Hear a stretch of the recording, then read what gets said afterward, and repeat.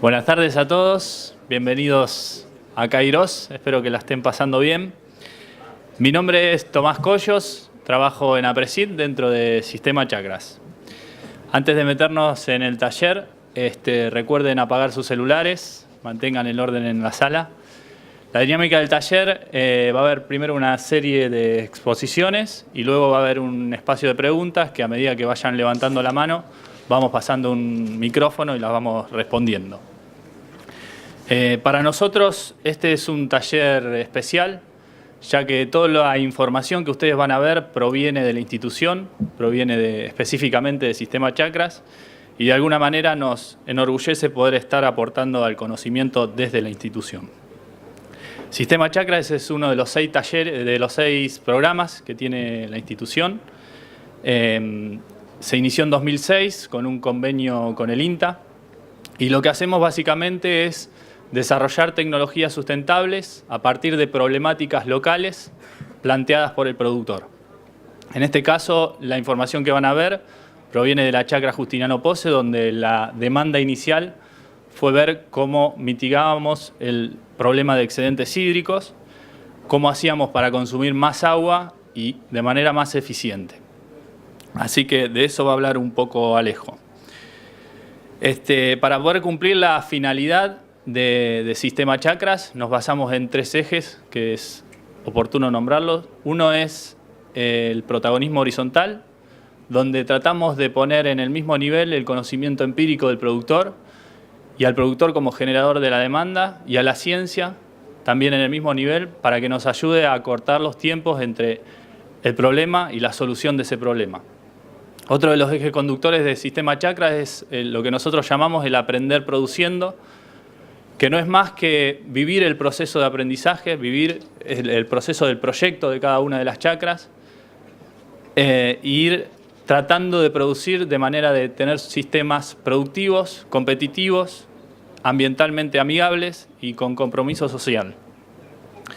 Por otro lado, el programa Chakras se basa en el eje de la formación de recursos humanos. Nosotros creemos que para manejar sistemas agropecuarios sustentables tenemos que tener recursos humanos capacitados, y Sistema Chakras de alguna manera es un escenario óptimo para esta formación. De hecho, bueno, Alejo está haciendo su tesis de maestría en la UNR con los datos de la chacra, y bueno, yo que soy coordinador también estoy usando datos de chakras para hacer mi maestría. Para cumplir, bueno, con los objetivos de la chacra per se, hay una estructura de funcionamiento que está compuesta primero por el grupo de productores, que vamos a tratar de mostrar esta estructura en el taller, el funcionamiento, con un representante de cada figura. Hoy nos acompaña Juan Juárez. Juan es ingeniero agrónomo, recibido en la UNR, es director de agroservicios, es miembro de la Regional Justiniano Posse desde hace 10 años aproximadamente, y es miembro fundador de la chacra. También hay una figura que es una mesa de expertos, que hoy está representada por Nicolás Bertram. Nico es ingeniero agrónomo, Master Sciences, hizo su carrera de agrónomo en Rosario y se recibió en Balcarce de máster. Trabaja actualmente en INTA Marcos Juárez en el sector de producción animal, específicamente de producción de forrajeras en ambientes alomórficos. Y por otro lado, la chacra también tiene una persona contratada full time para llevar adelante el proyecto, que es Alejo Ruiz en este caso, que es quien va a presentar los resultados y transferir todo el laburo que está haciendo. Alejo es ingeniero agrónomo, está haciendo su tesis de maestría también en la UNR y es gerente técnico de desarrollo, le llamamos nosotros a esta figura. No los molesto más, ahora vamos a escuchar primero a Alejo, que nos va a contar un poco los resultados que vienen obteniendo, luego a Nico, representando a los expertos, y después a Juan Juárez, representando a los productores. Alejo.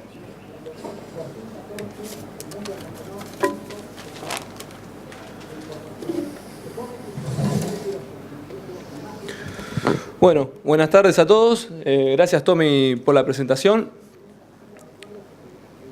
Vamos a ver. ¿Puede ser que está apagado?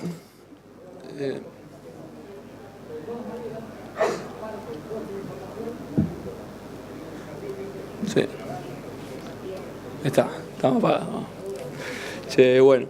La idea en esta charla sí es contarles, o sea, primero, o sea, estamos en Justiniano Pozzi, es una zona en sudeste de Córdoba, tenemos suelos muy buenos y justo se nos viene combinando que en los últimos años tenemos agua, o sea, tenemos suelo bueno con agua, o sea, tenemos muy buenos rendimientos, son ambientes muy productivos. El tema grande es que con los sistemas que estamos realizando no consumimos toda esta oferta hídrica, quedan excedentes y es lo que nos están trayendo problemas. Así que la idea un poco en esta charla es contarles eso, de los problemas que nos vienen trayendo estos excedentes hídricos y cómo venimos adaptando nuestros sistemas agrícolas a estas problemáticas. Bueno, para que sepan más o menos dónde está ubicada, o sea, estamos de la autopista para, en general, la mayoría de los sistemas de la autopista hacia el sur, a la altura de Belville, entre Montevideo, La Laguna y Montemaíz y Laborde, más o menos, para que se dé una idea. Creamos la chacra cuando se creó, o sea, la idea de los miembros era, bueno, tenemos el agua, por un lado, no la estamos aprovechando a nivel de sistema, estamos consumiendo poca agua, y bueno, a ver cómo aumentamos la productividad del agua a nivel de sistema y achicar esta brecha productiva a nivel de sistema. Y por el otro lado también a nivel de cultivo, o sea, tenemos el agua y bueno, con el manejo tecnológico que estamos realizando, ¿estamos aprovechando toda esa agua o tendríamos que estar con otros planteos agrícolas? Con el tema de la problemática del agua, o sea, el problema principal que uno ve, o sea, inicial, sí es el agua per se, o sea, la saturación, anegamiento, inundación, y los problemas que ello conlleva. Pero surgen otros dos problemas a partir de que uno es las pérdidas de nitrógeno, que pueden ser muy altas, y el otro es el efecto de las sales, especialmente cuando tenemos napas salinas o en los bajos, que empieza a haber ascenso de sales y tenemos estos ambientes que son clase 2 y se lo empiezan a degradar. Del primer tema de anegamiento, armamos rotaciones agrícolas con diferentes niveles de intensificación. Tenemos 4 rotaciones, esto lo tenemos en 3 ambientes, 2 ambientes con napa y uno sin napa. De las rotaciones estas se manejan tratando de obtener elevados rendimientos. Y bueno, la línea base nuestra, la que planteamos, bueno, fue la rotación, se podría decir la típica, aunque no creo que sea, pero bueno, era trigo, soja, maíz, soja, que son 4 cultivos en 3 años, y estamos usando el uso del suelo de 220 días, en promedio nos dio. Después tenemos 2 rotaciones un poco más intensificadas, que son 3 cultivos en 2 años, trigo, maíz de segunda, soja de primera, y la otra es trigo, soja de segunda, maíz de primera. Son diferentes las dos, o sea, una tiene diferentes, se podría decir, complejidades. O sea, en una hay que hacer un maíz de segunda, y en la otra hay que estar sembrando trigo arriba de maíz. Y por último tenemos la rotación que creemos nosotros la más intensificada que se podría lograr haciendo todos cultivos de grano, que es trigo, soja, trigo, maíz todos los años.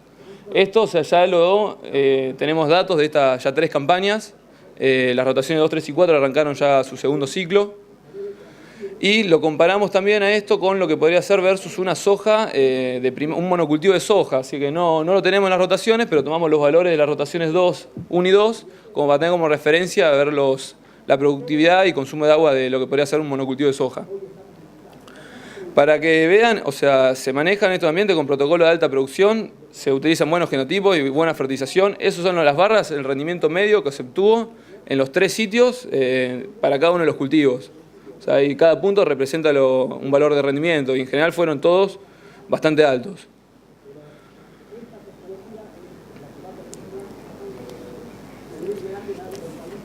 Bueno, lo que hicimos en el sitio que no tiene napa, que se encuentra en Escalante, medimos el agua a la siembra, floración y a la cosecha de cada uno de los cultivos. Entonces podemos ir calculando los consumos de agua. Entonces era un poco responder esto. O sea, intensificando los sistemas podemos producir más y a la vez consumir toda esta oferta hídrica que estamos teniendo en estos años. Y bueno, acá están los consumos de cada una de las rotaciones. Fíjense cómo con un solo cultivo de soja, esto anualizado, consumiendo 485 milímetros por año nos dio, y a medida que intensificamos, o sea, ocupamos más días con el suelo con cultivo, aumenta y linealmente, o sea, el consumo de agua, y llegamos hasta máximo de 850 milímetros realizando doble cultivo todos los años. Y bueno, En promedio, o sea, en estos 3 años llovieron 944 y las lluvias promedio de los 30 años también para Justiniano Pozzi están alrededor de los 940 milímetros.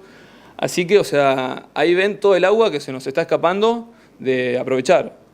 O sea, por un lado, haciendo un solo cultivo, o sea, el 50% del agua se nos va, que sí, parte capaz que evaporación directa, pero gran parte de esa agua es la que va a recargar hacer que recargar los acuíferos, que suban las napas y formar lagunas en los bajos. Por el otro lado, o sea, fíjense, o sea, con la máxima intensificación posible no llegamos a consumir toda esa oferta hídrica.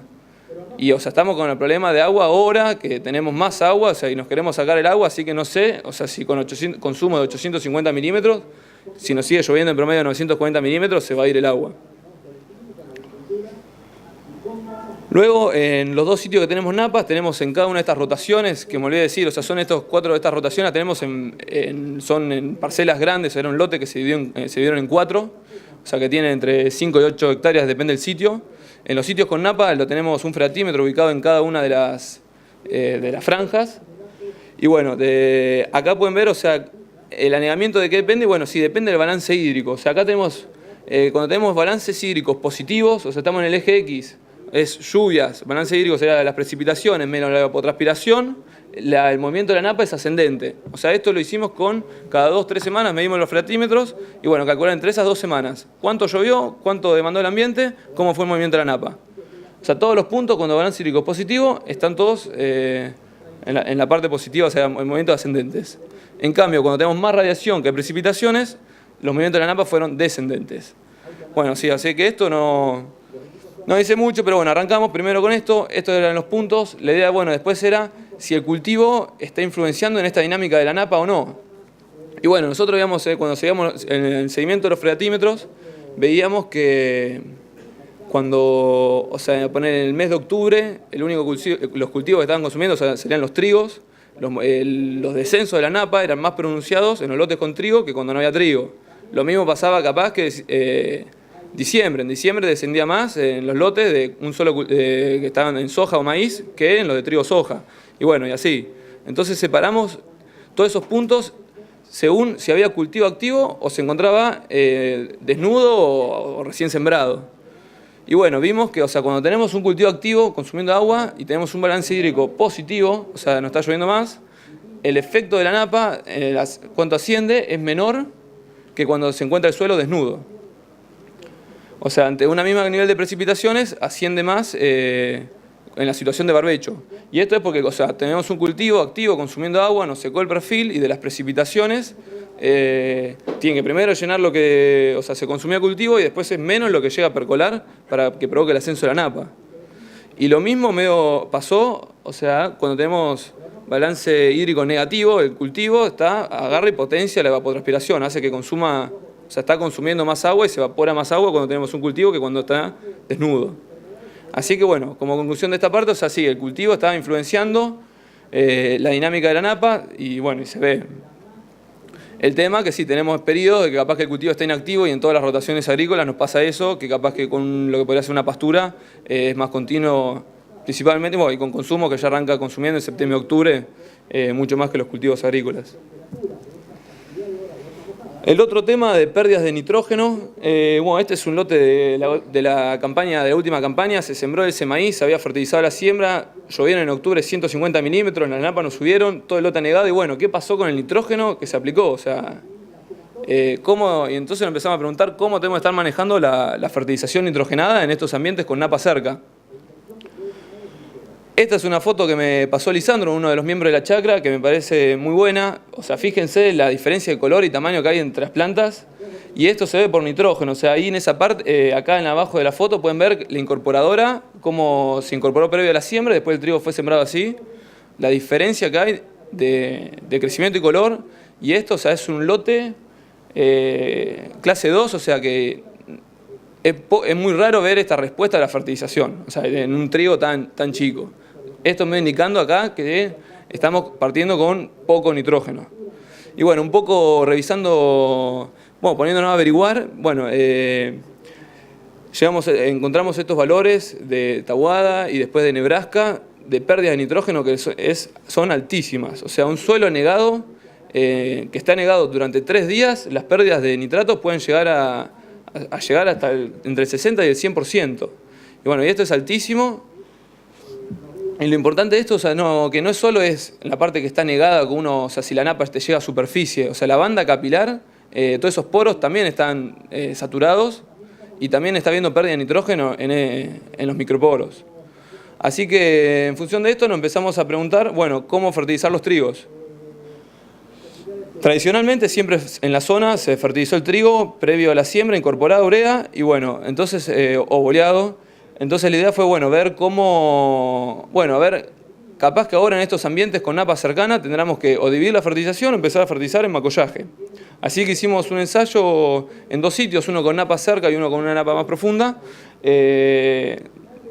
usando la misma dosis de objetivo, apuntamos a 160, 170 kilos de nitrógeno disponible y lo hicimos a la siembra, dividida y en macollaje.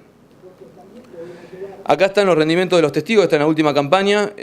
Fíjense, fue una campaña muy buena, los rendimientos de los testigos fueron muy altos. Lo importante, bueno, hubo respuesta a la fertilización, ahí pueden ver, en el sitio con la napa a más de 1,5 metros, no hubo diferencia si se fertilizaba la siembra, dividida o en macollaje. En cambio, en el sitio con la napa más cercana, fíjense cuántos quintales, o sea, sacó usar la misma dosis, o dividiéndola, o fertilizando en macollaje, cuando tenemos la napa cerca. Y la proteína siguió la misma tendencia, o sea, fue bastante similar, copió lo que es el rendimiento. Está bien, son resultados de la última campaña, esto ya tenemos ahora de vuelta 4 sitios más, con sitios con napa de diferente nivel de profundidad, pero bueno, ya es empezar a ver, o sea, si nos conviene estar fertilizando la siembra.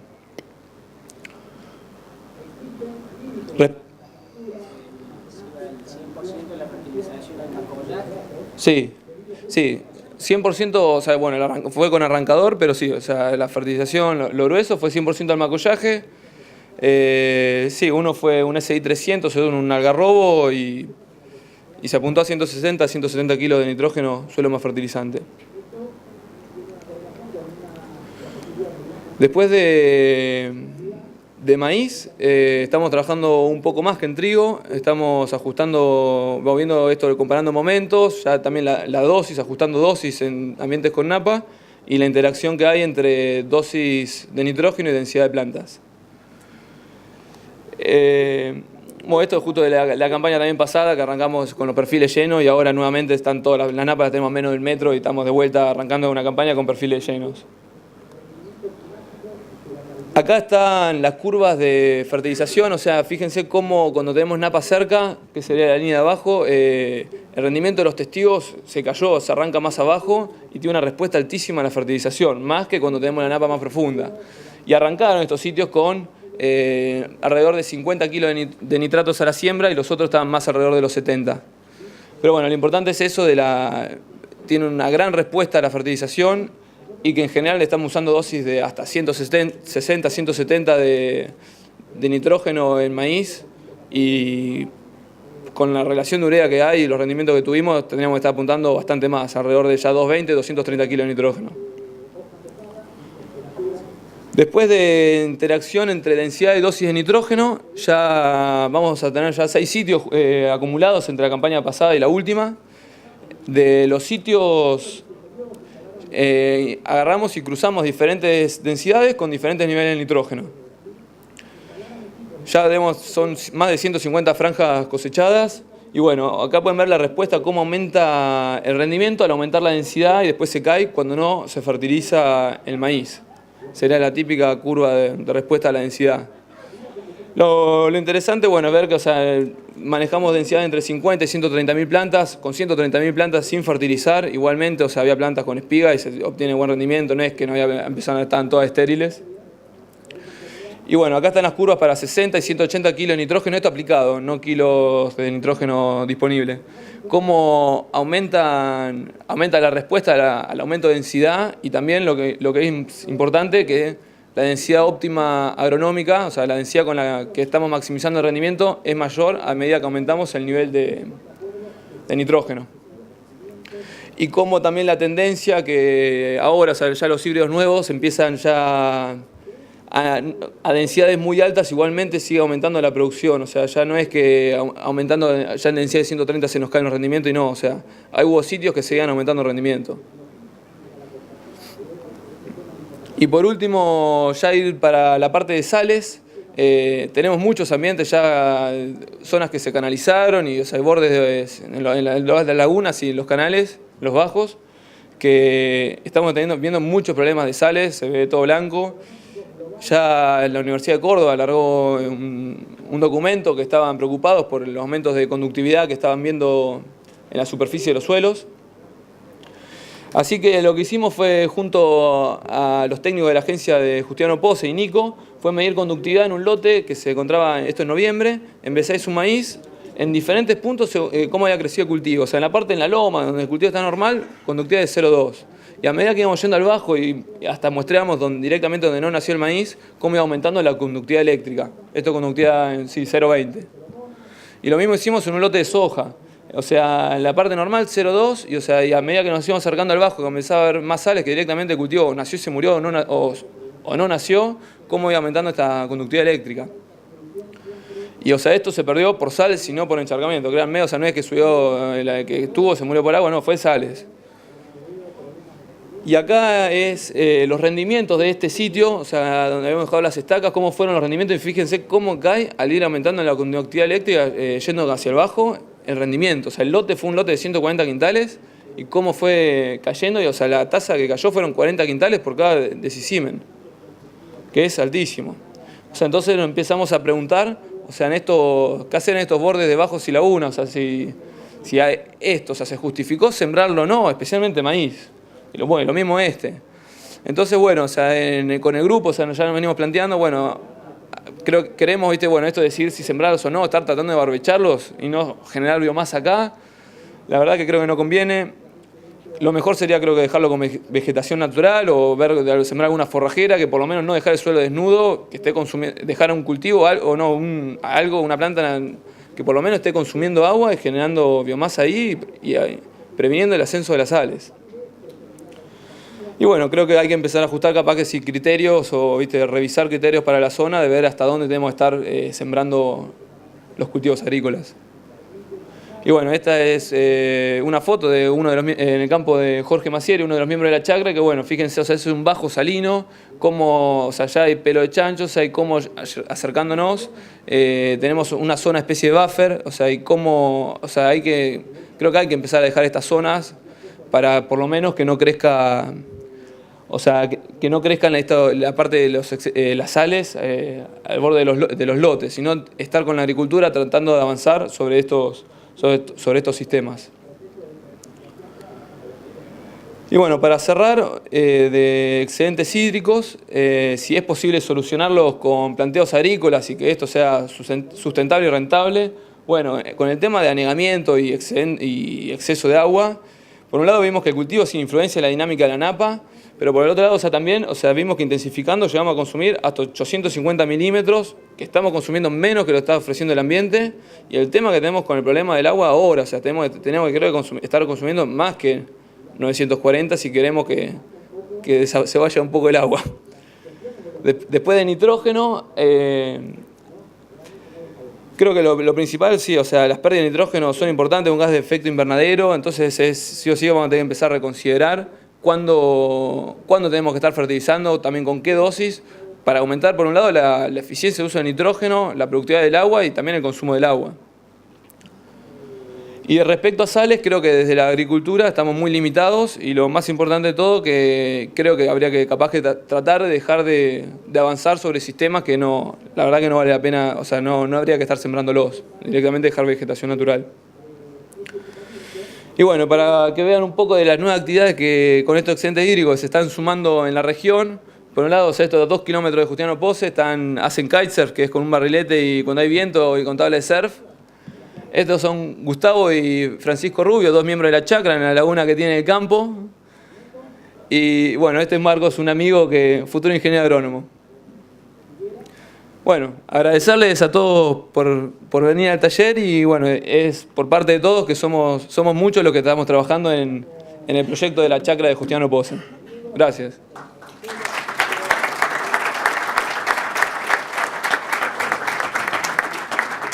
Bueno, ahora viene Nico. Sí, de ahí mejor. Hola, sí. hola. Sí, me quedo acá. Che, bueno, como no vino nadie de los expertos, me tocó a mí. Básicamente recalcar lo que claramente explicó Alejo, me parece que estuvo fantástico. Intensificando al mango un sistema productivo agrícola llega a consumir 850 milímetros, digamos, es importantísimo lo que él dice. Por ahí me parece digamos, que hay que hacer o ponerle más acento en no solamente eso, sino que desde la logística. Una cosa es que yo me siente en el escritorio y diga, bueno, con este sistema consumo 800 milímetros, ellos lo midieron, pero después lo quiero poner en práctica y no termino de cosechar una cosa cuando ya tengo que empezar a sembrar la otra, y eso complejiza mucho el asunto, digamos. O sea, no es el 850 de Alejo no es un dato de escritorio, sino es un dato de campo, y que lo quisieron llevar a la práctica y les costó, ¿sí? Entonces tengamos en cuenta eso. O sea, estamos 100 milímetros más abajo que la media, ¿sí? Y cuesta, desde la logística cuesta, ¿sí? Después tener en cuenta algo que por ahí perdemos de vista todos, nosotros que estamos en el tema lo perdemos de vista, que es un fenómeno de superficie. O sea, los miembros del sistema chakra de POSE pueden estar haciendo esto. Quizás no todos hacen la intensificación. Este es un ensayo de 850 milímetros, pero supongamos que todos. Es un grupo, tenemos que llevarlo a que todos estemos consumiendo eso para tratar de alivianar el problema. La mayoría debemos estar consumiendo los 500 milímetros o 400 Ichirola que planteaba Alejo, ¿sí? Las consecuencias no queridas del problema, que tampoco sabemos la potencialidad, digamos, del lío en que nos metemos. Este problema de salinización que bien marcaba Alejo, en donde hicimos una transecta y vimos que en un lote capacidad de uso 2, que históricamente tenía un rendimiento de 130 quintales de maíz, de 40 a 50 quintales de soja, hoy ya no nace nada, ¿sí? Entonces, si es solamente el lote que marcó Alejo, está bien, es un solo lote que se perdió. Ahora, si el problema de esa napa de características desconocidas está en mucha más superficie, y bueno, es para abrir los ojos. No lo sabemos, yo creo que desde los lugares de investigación no se sabe, entonces es una cosa que tenemos que empezar a monitorear en todos los establecimientos, como para decir, bueno, ¿el problema es grave o es muy grave? ¿Sí? Una cosa es que se me inunde y se vaya el agua y el campo siga siendo productivo, y otra cosa es que esas sales siguen estando dentro de los sistemas y complique, porque digamos, tampoco queremos un suelo que no se pueda volver a sembrar o no se pueda volver a producir.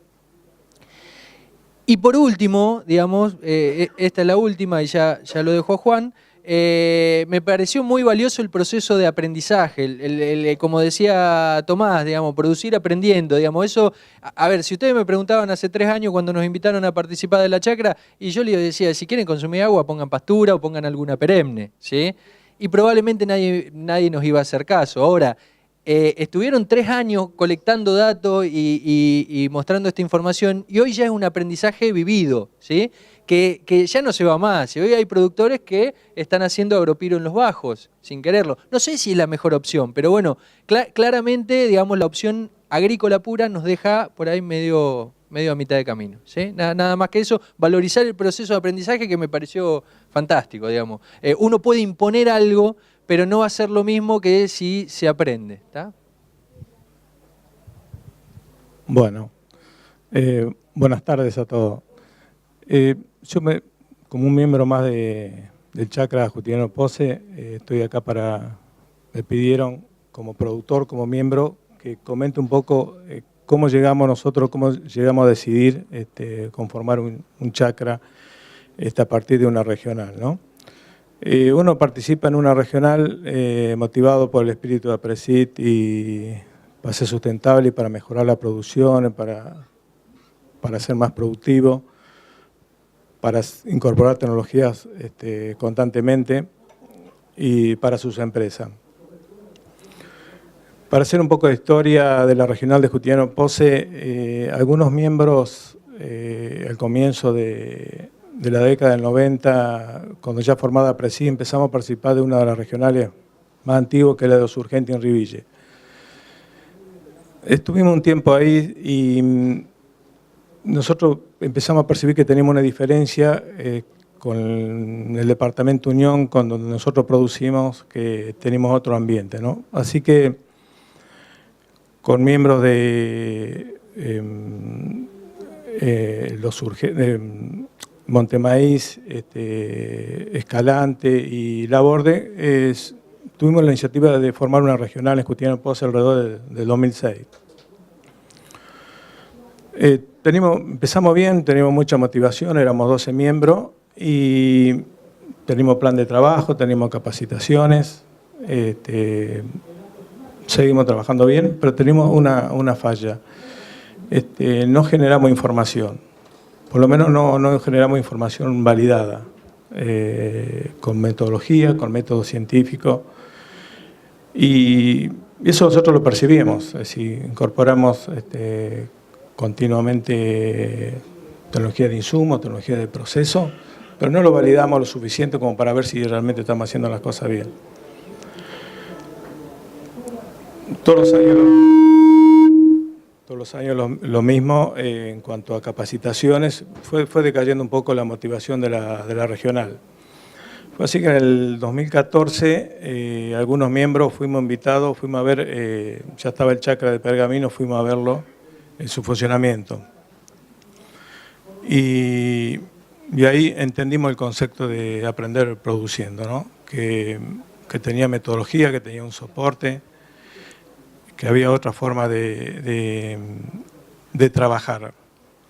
Así que volvimos invitándolo a Rodolfo Gil, que nos explicara un poco mejor cómo funcionaba el chakra.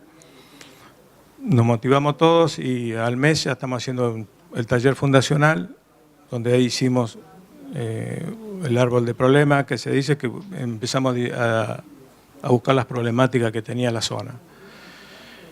En ese momento me acuerdo los puntos más importantes que se tiró como problemática era la brecha productiva y el tema de las napas que ya estaban esto fue en el 2014, ya estaban siendo un problema para manejarla, ¿no? Es así como una regional cambia la visión y entiende lo que propone el chakra y que presenta otra forma de trabajo. Es decir, generar una información propia en un territorio, en un ambiente, donde si no la validás en tu zona, no toda la información o la tecnología que vos incorporás es válida, ¿no? Ese es el déficit que tenemos nosotros. Es un poco la historia de cómo llegamos al chakra de Justiniano Pozzi. Hoy el chakra somos más miembros que la regional. El chakra es abierto. Se ha sumado gente de otras regionales. Entendemos que la base del chakra es tener una base grande de financiación para poder soportar las líneas de trabajo. Y también en el chakra Justiniano Pozzi, un hecho interesante es que entraron las dos cooperativas locales, también forman parte del chakra, por lo tanto esa información es apropiable para una gran cantidad de productores de la zona, ¿no? De la región. Bueno, quería agregar unos conceptos de valor, a mi entender, sobre el funcionamiento de los miembros del chakra, ¿no? En el caso del gerente técnico, es muy importante la persona, porque el técnico es el alma del equipo del chakra, es el que pone el equipo adelante, el que lleva todo, el que propone las líneas de trabajo y las lleva a cabo. Las proponemos entre todos, pero es el que las lleva a cabo. Tiene que ser un técnico con un perfil totalmente, con una fuerte vocación agronómica y estudioso. Me acuerdo que en su momento Rodolfo Gil, cuando me hablaba del perfil del técnico, yo le digo, bueno, pero tendría que ser una persona con maestría por la demanda. Y él me dijo esas palabras, y mira, basta que encontrarme una persona que tenga fuerte vocación agronómica y que sea estudioso y que realmente tenga mucho entusiasmo, es suficiente para hacerlo andar. Nosotros lo sufrimos porque nuestro comienzo, la primera elección no salió bien, y el primer año ya empezamos a ver que teníamos algunas debilidades con el funcionamiento del TEN. Después, bueno, el segundo periodo, la segunda parte ya encontramos a Alejo, así que muy conforme con el funcionamiento de Alejo e intransferible. Es como Messi, el Barcelona, intransferible. Bueno, y otro tema a destacar es la función de los miembros del chakra, de los integrantes. Los miembros son para financiar el chakra en todas sus necesidades. Esa es la función básica. Y para colaborar en los distintos necesidades o no se tienen que esconder. Es decir, hay que hacer tal ensayo, hay que poner el campo y hay que ser colaborador. Otra aporte que quiero hacer es que los miembros tienen que empoderar al gerente técnico y tienen que apoyarlo y creer mucho en él. Bueno, y un poco lo que quería agregar que nos ha dado el chakra, que nos ha dado como grupo. No ha hecho poner una mirada en el largo plazo, es decir, en el enfoque de los sistemas más que del año a año, ¿no? Es decir, los ensayos son de un determinado plazo y eso nos hace mirar el sistema en su conjunto. Generamos información confiable, que antes no la teníamos, tenemos más motivación y tenemos más foco en lo que estamos haciendo, generamos conocimientos propios y apropiables por un gran grupo de productores. Trabajamos con metodología y rigor científico, que no lo carecíamos, que es poco lo que presenta el chakra. Y por último, tenemos un gran soporte de expertos. El chakra tiene convenio con INTA y a su vez por su reconocimiento que está teniendo también hemos pedido universidades o colaboración o charlas y no hemos tenido ni un problema. Así que, bueno, yo en representación creo que interpreto a la mayoría de los miembros, estamos convencidos que este es un camino de mejoría, la forma de trabajar en el grupal.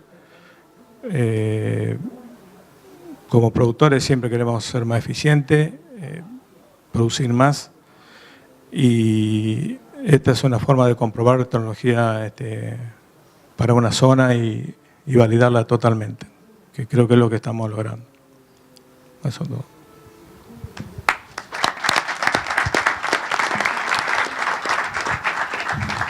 Muy bien, abrimos el espacio de preguntas. Vayan levantando la mano.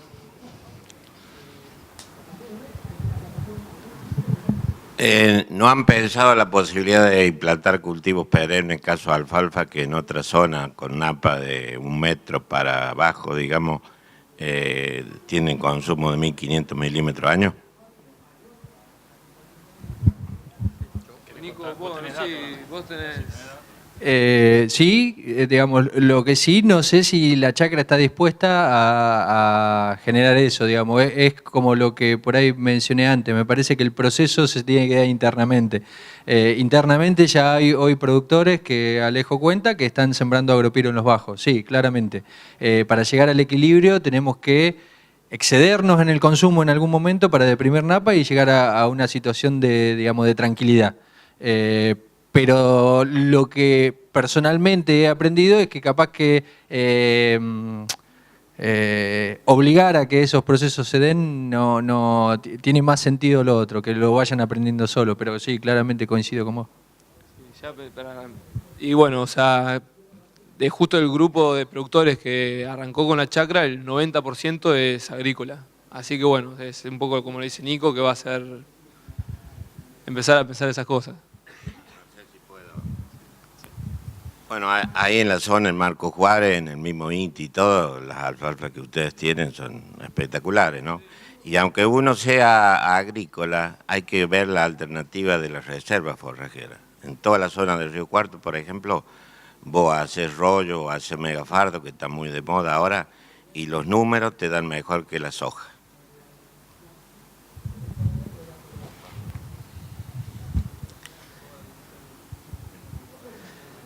Un poco la pregunta que quería hacerles es, ahí ustedes mostraron que la rotación trigo-soja, trigo-maíz estaba hecho para escalante sin napa. ¿No es así?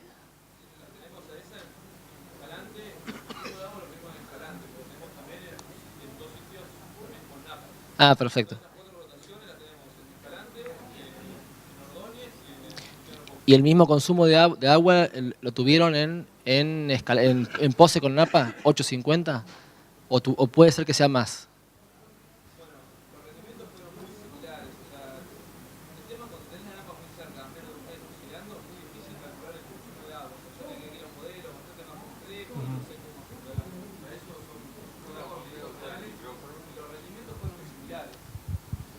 Alejo, ¿podés ir ahí? Así...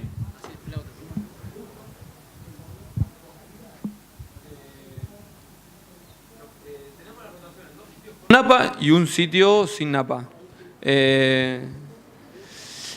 Los consumos de agua, cuando tenés la napa muy cerca, fluctuando, es muy complejo, o sea, porque movimientos laterales y además, o sea, no sabés cuánto fue por banda capilar y calcular los consumos, o sea, lo mismo, el agua útil a la siembra, o sea, si tenés la napa 1 metro, viste, es complejo calcularlo. Así que los datos, o sea, lo veníamos midiendo agua útil, o sea, en los sitios con napa, pero no, los datos nos costaba procesarlo y nos pareció que era... O sea, una medición real, o sea, y bien, era en el sitio sin napa, que tenemos la napa a 3,5 metros, 4.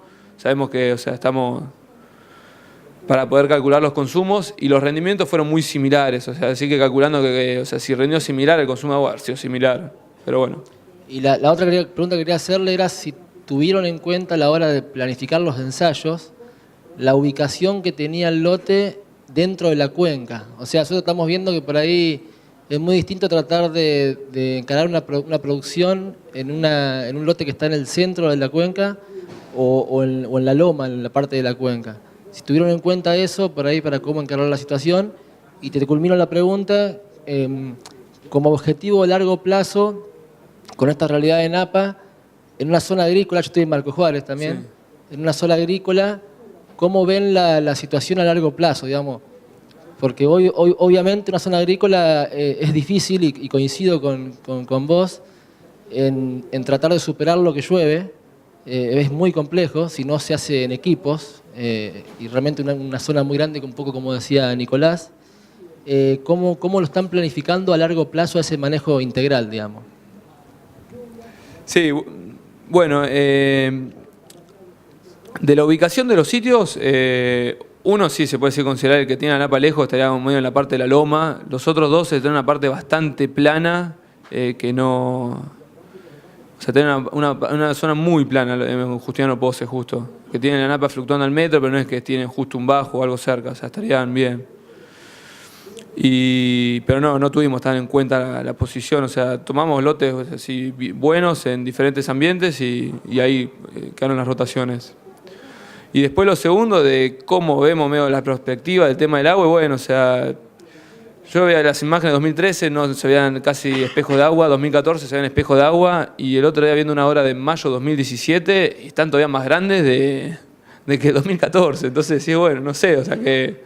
Y por más que, o sea, uno nos vamos acostumbrando, o sea, uno va aprendiendo como a lidiarse ya con el agua, pero bueno, no sé cuándo, o sea, la verdad que no te puedo responder, o sea, a dónde llegar el punto de equilibrio. Yo te quería hacer una pregunta a cualquiera de la mesa, en realidad va parecida a la que hizo él, en referencia a que hoy hablábamos de que tanto sea con agricultura neta o integrando con pasturas, para mitigar este problema lo tenemos que hacer todos los productores, digamos. Sí. Todos, pero a nivel de macro zona. Y bueno, justamente cómo se imaginan eso para adelante para ponerse de acuerdo entre todos, digamos, de, no sé, una zona, una cuenca. Yo estoy en América y el problema lo tenemos desde, no sé, son 300 kilómetros de norte a sur y está todo igual, ¿viste? Entonces, ¿cómo, no sé si legislando, si se entiende la pregunta?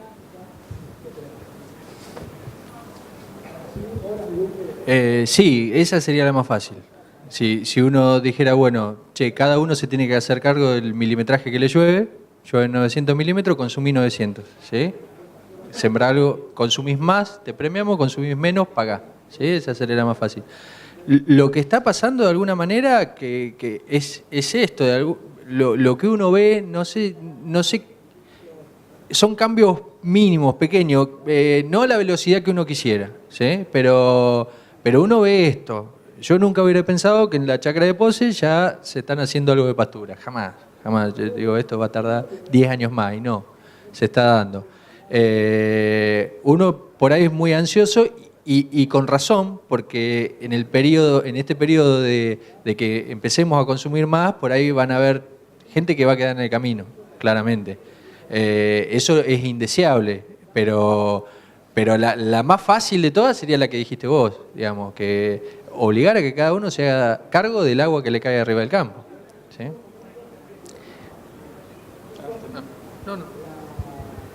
No, quería comentar esto, que una oportunidad que nos da los excedentes de agua es la intensificación. Y no toda la gente lo está viendo eso. No todos están intensificando porque veo que hay gente todavía hace soja de primera y hay mucho rastrojo. Sí, lo que está entendiendo con este trabajo la regional es que es una oportunidad para intensificar. Y es una zona que siempre renegamos con el agua y este es un momento que hace cuando tenemos riego, entonces es una oportunidad para intensificar y incorporar nitrógeno. Y realmente cambia la productividad. Bueno, por lo menos esa premisa de intensificar no todos lo están entendiendo. Y yo creo que con el tiempo esto se irá copiando, como se copió la siembra directa, se irá copiando las tecnologías que funcionan.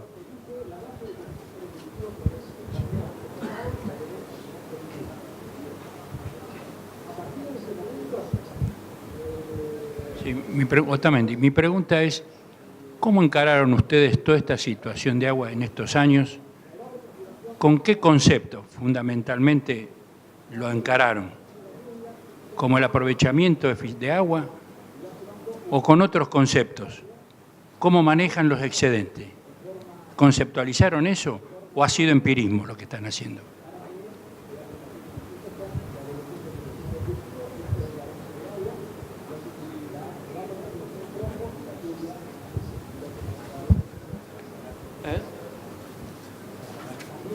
Sí, o sea eso sí, en la zona sí se está canalizando bastante y nosotros, o sea, como la chacra, creo que de ambos tipos de conceptos. O sea, por un lado, por la productividad del agua y también consumo de agua, por la parte que sería más a nivel de sistema y de rotaciones.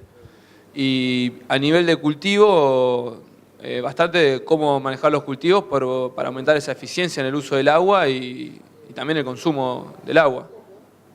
No sé si responde... ¿Por ahí había alguna pregunta? ¿Por acá?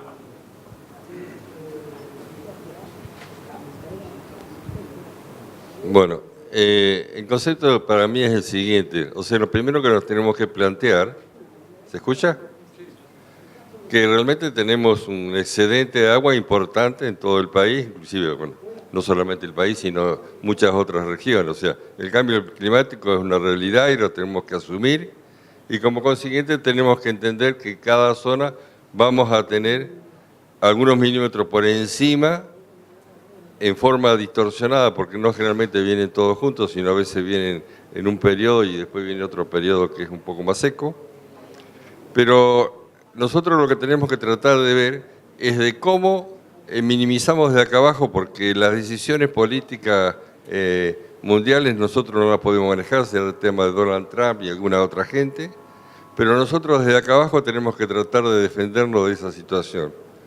Defendernos de esa situación es tratar de evapotranspirar la mayor cantidad de agua posible, por todos los medios que tengamos. E inclusive algunos excedentes, tenemos que plantearnos el tema de las canalizaciones para sacar algunos excedentes. Tenemos que tratar de trabajar todos en conjunto y ser solidarios. Yo creo que, ahí como ustedes lo mostraban muy bien, el tema de evapotranspirar agua solamente con cultivo no llega, porque estamos con los milímetros de lluvia por encima de lo que realmente podemos evapotranspirar. Entonces, tenemos que buscar otros sistemas que nos ayuden a evapotranspirar más agua, como pueden ser el tema de ese en los bajos con pasturas permanentes, y también tendríamos que empezar a pensar en algunos lugares, en algunos lotes, también un poco de deforestación. O sea, yo creo que hay que buscar un poco un conjunto de cosas que nos ayuden a minimizar el tema. Tenemos que sacarnos, evapotranspirar más cantidad de agua, si no, evidentemente, el tema no lo vamos a resolver. Bien. Hola. Dijiste que en los suelos donde hay mucho sal no se puede sembrar, es mejor de dejar una vegetación natural, pero ¿por qué no se puede sembrar, por ejemplo, proteínas, cultivos de proteína como guisante por 2, 3 o 4 años? Cada año dejar este cultivo en el suelo para que aumente la tasa de materia orgánica del suelo y después, cuando hay más agua y menos sal, intentar de cultivar de nuevo cultivos normal, cultivos de ven. Perdón. ¿Qué cultivo era? Guisantes.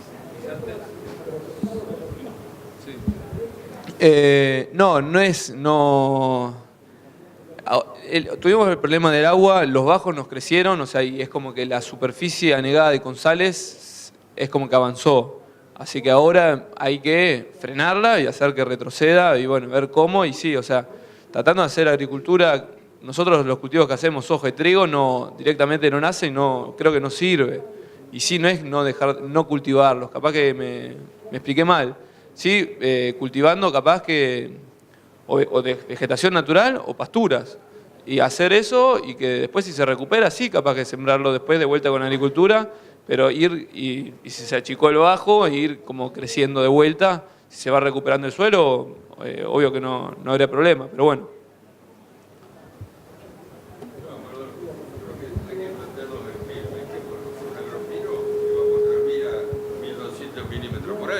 Entonces, tenemos que empezar a ser un poco más imaginativos y pensar cómo empezar a resolver el tema, porque es una realidad. Entonces, a eso enfrentémonos con imaginación y pensemos las cosas en conjunto, no pensemos las cosas solamente muy puntual y muy chiquitas. Pensémoslas en conjunto como región, como provincia y como país.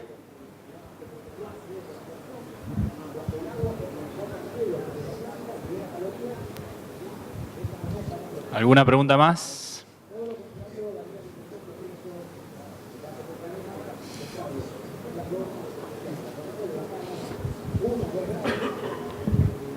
Hola, ¿qué tal? Una consulta. Todos sabemos que el mayor consumo de agua hasta ahora se ha dado con alfalfa. ¿La chacra considera la posibilidad de implantar alfalfas en zonas incluso resignando rindes altos de maíz, quizás zonas de loma, para tratar de empezar a paliar el problema de agua en los bajos? Por ejemplo, la alfalfa creo que, por lo que he escuchado, tiene un consumo de 1.400 milímetros al año. ¿Y se está pensando esto como posibilidad futuro? La alfalfa quizás un cultivo más productivo que un agropiro de más renta. No sé si se considera la posibilidad.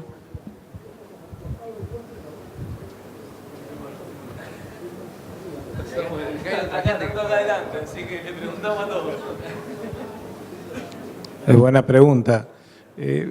No sé si la alfalfa tiene buen comportamiento cuando las napas están muy altas. La alfalfa tiene mucha capacidad de extraer, pero cuando la napa está muy cercana es un cultivo que no...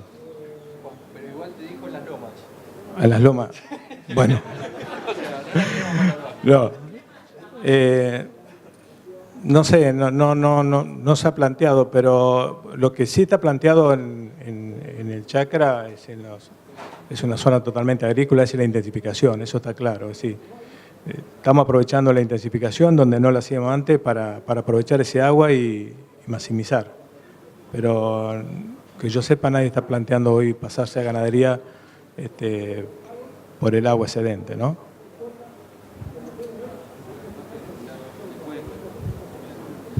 Y, o sea, creo que también, o sea, si un productor solo en la loma hace alfalfa, o sea, sí está contribuyendo, pero no va a tener efecto, o sea, se va a perder enseguida.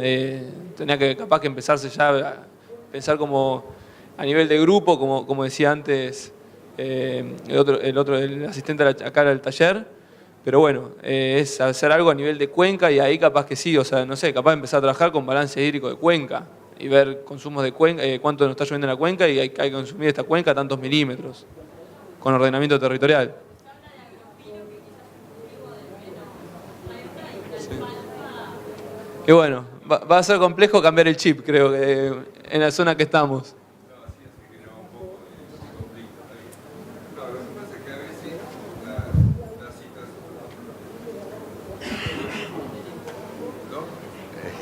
Los problemas a veces hay que ir enfrentándolos de a poco, porque si queremos eliminar el tema de agua de un día para otro, no lo vamos a lograr.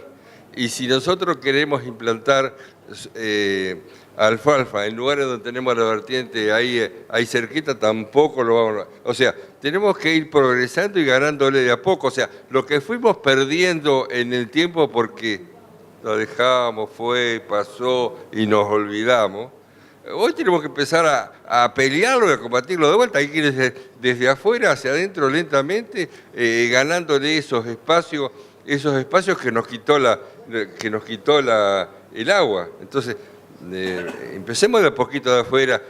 Yo creo que hay que plantearse un sistema de conjunto de cosas. Cuando queramos solucionar los temas con una sola o dos medidas, no lo logramos.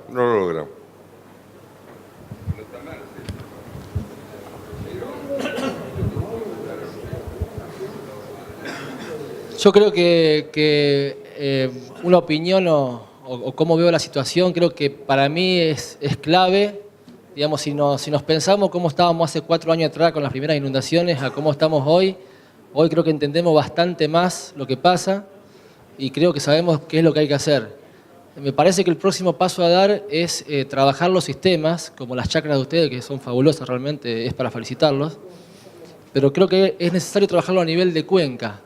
¿Por qué propongo a nivel de cuenca? Porque por ahí es muy difícil intensificar, porque creemos que es el camino, para el productor que está en el centro de la cuenca. ¿Por qué digo esto?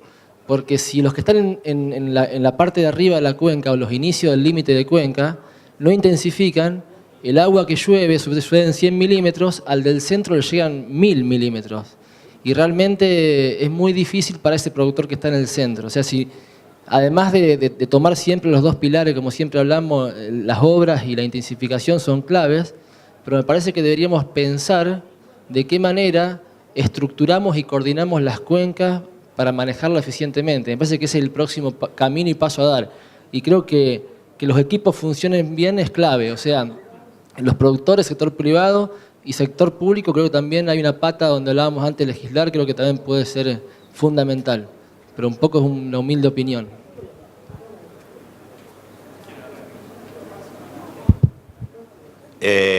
Yo trabajé hace unos cuantos años en Ordóñez, ahí, así que la zona la conozco, lo que pasa es que ahora hace mucho que no voy. Pero nosotros les sabemos comprar rollos a Piancatelli, por ejemplo, que tiene el campo ahí en Marco Juárez, y cuando ustedes le ponen número a las reservas, no digo porque es muy complicado en el caso de una zona agrícola como Poce, pasar a ser pradera y por el tema hay que organizar la ganadería y creo que eso va a llevar mucho más tiempo. Pero la posibilidad de hacer reservas, ya sea de megafardo o de rollo, la posibilidad de exportar alfalfa, no sé si conoce que se están exportando megafardo a Arabia Saudita, y España es un productor importantísimo que nos ha sacado el lugar porque España no tiene nada para producir alfalfa y produce, no sé, 5.000 toneladas por año, una barbaridad. Eso existe en Argentina y esa zona, hay que ir al Inter Marco Juárez, la alfalfa viene espectacular.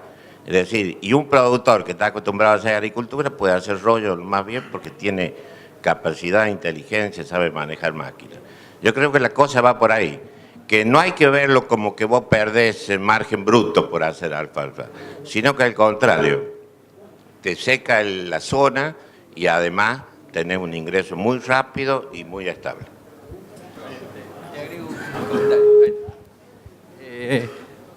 Bárbaro, coincido, pero me parece que tenemos que aprender de las cosas que venimos haciendo mal, ¿sí? No, porque obviamente estamos pensando en una alfalfa para cortar, enrollar, ¿sí? Y llevárnosla. Tenemos alguna experiencia de eso y es una pseudominería, ¿sí? En 4 años de corte y llevado de alfalfa nos comimos en parcelas de Marco Juárez la mitad del fósforo que teníamos. Pasamos de 32 partes a 16 partes por millón. O sea, encaremos los procesos... bien. No, es solamente para aclarar el punto. Era solamente para contabilizar cuánto te estaba llevando mediante esa práctica. ¿Está? Digamos, como para sumarle al aprendizaje, ¿no? No, una pequeña aclaración. La foto que mostró Alejo, que una soja que no nació, que midió más de 3 decisimen, un dato, no sé si le servirá, el trigo nació perfecto e incluso había hecho yo anteriormente 2 pruebas con Agropiro, una con sembradora, todo bien prolijo, y después a quinta, digamos, a mano, y nunca nació el Agropiro, no sé si habrá sido por mala calidad o qué, y el trigo nació perfecto. Vos habías tomado, ¿cuánto? 3 y pico de decimen de salinidad, conductividad eléctrica. Un dato, nada más.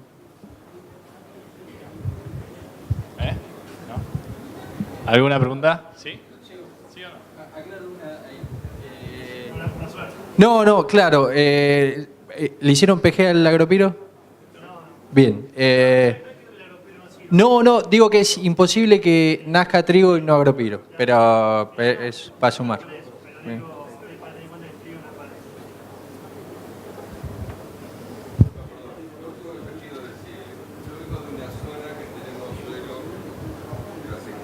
Clase 5 y también 6.